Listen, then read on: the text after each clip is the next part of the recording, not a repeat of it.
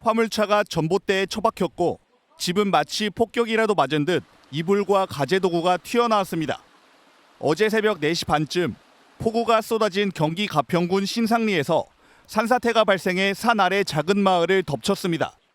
이 사고로 마을 펜션 건물이 무너져 4명이 매몰됐고 70대 여성 1명이 숨진 채 발견됐습니다. 내려다 보니까는 집이 흔적도 없어요. 그래서는 어떻게 돌아서 저 밑으로 돌아서 가더니 떠내려왔어요, 사람이. 주차돼 있던 차량과 대형 컨테이너가 길 한복판까지 끌려나와 널브러졌습니다. 대보리 마을이 이처럼 쑥대밭이 된 건 동네를 가로지르는 조종천이 급격하게 불어났기 때문입니다. 조종천에 홍수 경보가 발령된 건 오전 2시 40분. 이후 40분 만에 수위는 3m나 급상승했습니다. 다리마저 물에 잠기면서 차를 타고 대피하던 80대 주민이 대피하던 중 고립돼 실종됐습니다. 물까지 차 있고 그래서 애들을 깨운 다음에 저희 짐을 챙기고 나니까 2층까지 다 차서 그 시간 진짜 1시간 만에 거의 그러더라고요. 이처럼 피해가 속출한 건 어제 새벽 가평에 시간당 80mm의 기습적인 폭우가 내렸기 때문입니다. 이번 극한 폭우로 가평에서만 2명이 숨지고 5명이 실종됐고 인근 포천에서도 1명이 추가로 실종됐습니다. 동시다발적인 비 피해로 복구에 시간이 걸릴 것으로 예상되면서 집과 일터를 잃은 주민들의 고통은 한동안 이어질 것으로 보입니다. 마을로 들어가는 길은 온통 진흙밭이 됐습니다. 축사는 쓰레기와 진흙이 한가득입니다. 주차장에 있던 차와 대형 컨테이너도 강물처럼 변한 빗물의 힘을 견디지 못했고 가재도구는 쓸 수 있는 게 하나도 없습니다. 처음이에요. 저도 내일 모레 70인데 처음이에요. 하룻밤 사이 쑥대밭이 된 건 마을을 가로지르는 조종천이 범람했기 때문입니다. 이렇게 강폭이 100m가 가까이 되는 큰 강인데 홍수경보가 발령되고 범람하기까지 채 1시간이 걸리지 않았습니다. 조종천에 홍수경보가 발령된 건 오전 2시 40분. 40분 만에 수위가 3m나 더 오른 겁니다. 물까지 차 있고 그래서 애들을 깨운 다음에 저희 짐을 챙기고 나니까 2층까지 다 차서 그 시간 진짜 1시간 만에 거의 그러더라고요. 주민 대부분이 어르신들이라 어쩔 줄 모르고 발만 동동 굴렀습니다. 이제 나올 수가 없어. 어떻게. 그리고 할아버지 혼자 놔두고 어떻게 나와. 죽어도 같이 죽어야지. 차를 타고 대피하던 80대 주민은 급류에 휩쓸려 목숨을 잃었습니다. 펜션이 많은 아랫마을에는 전기도, 전화도 모두 끊겨 수십 명이 고립됐고 인근 마을에선 무너진 편의점 건물이 그대로 강에 처박혔습니다. 우리 친구는 차 끌고 나가려고 하다가 거 죽을 뻔하다 또 차 버리고 차 떠내려가. 이번 비로 가평에서만 2명이 숨지고 7명이 실종됐습니다. 작은 마을이 산에서 쏟아져 내려온 흙더미에 뒤덮였습니다. 화물차가 전봇대에 처박혔고 폭격을 맞은 것 같은 집에선 이불과 가재도구가 튀어나와 있습니다.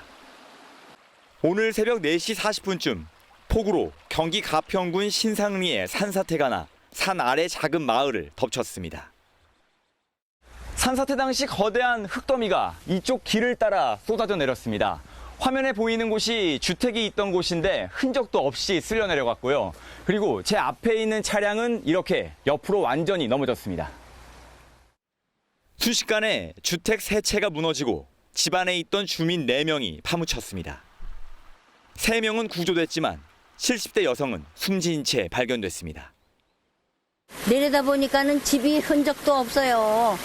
그래서는 어떻게 돌아서 저 밑으로 돌아서 가더니 떠내려왔어요, 사람이 흙에서. 그래 흙덩어리가 기어나와요. 마을 주민 수십 명이 전기와 통신이 끊기고 당장 마실 물마저 부족해 막막하기만 합니다. 텔레비도 안 나오지, 그 셋탑박스도 안 되지, 그러니까 인터넷도 안 돼요. 그럼 물도 안 나와요. 전기도 안 들어오고 전화도 안 돼. 인근 재령리에서도 산사태가 일어나 1명이 실종됐습니다.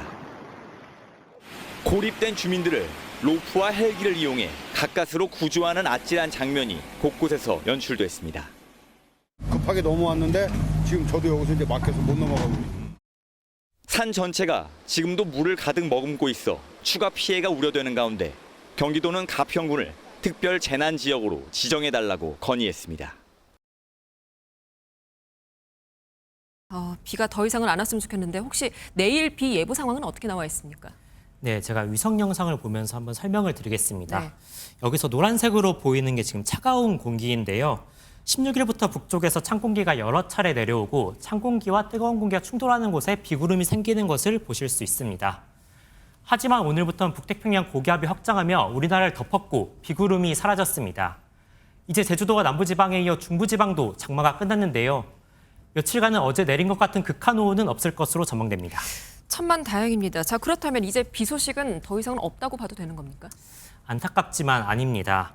이제 남서풍을 타고 수증기를 잔뜩 머금은 공기가 들어오는데요. 네. 이 습한 공기가 바로 비구름을 만드는 씨앗입니다.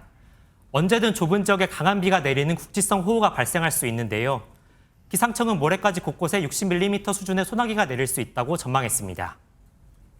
장마는 종료되겠지만 남서쪽에서 수증기가 유입됨에 따라 내륙 곳곳에 강한 소나기가 내릴 가능성이 있겠으니 각별히 유의하시기 바랍니다. 극한 폭우 대신에 이제는 강한 소나기에 대한 대비가 필요하다는 내용인데 예보된 걸 보면은 강우량이 좀 많지는 않아 보입니다. 네, 그런데 예상 강수량만 듣고 방심해서는 안 됩니다. 현재 폭우가 쏟아진 산은 수분을 잔뜩 머금고 있고 지하수 수위도 높아진 상태입니다.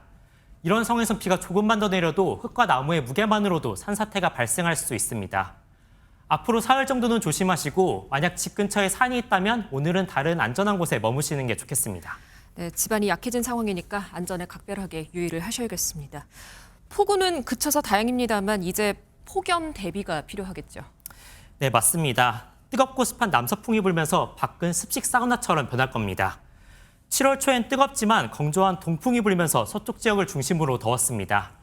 이젠 습한 남서풍이 불며 한동안 전국적으로 찜통더위가 이어질 전망입니다. 특히 습도가 높기 때문에 실제 기온보다 체감온도가 더 높을 것으로 보이는데요. 내일은 곳곳에 폭염특보가 발령될 전망입니다. 네, 아직 실종자 수색도 해야 되고 복구 작업도 아직 들어가지 않았는데 걱정이 참 큽니다. 일단 내일 얼마나 더워지는 겁니까? 네, 피해 지역의 최고 기온을 한번 살펴보겠습니다. 네. 내일 산청과 가평은 32도까지 오르고 광주는 34도의 무더위가 기승을 부릴 전망입니다. 앞서 말씀드렸다시피 습도까지 높아 조금만 움직여도 온열 질환에 걸리기 쉬운 날씨입니다. 꼭 적절히 휴식을 취하면서 작업을 해야 합니다. 콜레라와 장티푸스 같은 수인성 감염병도 문제인데요.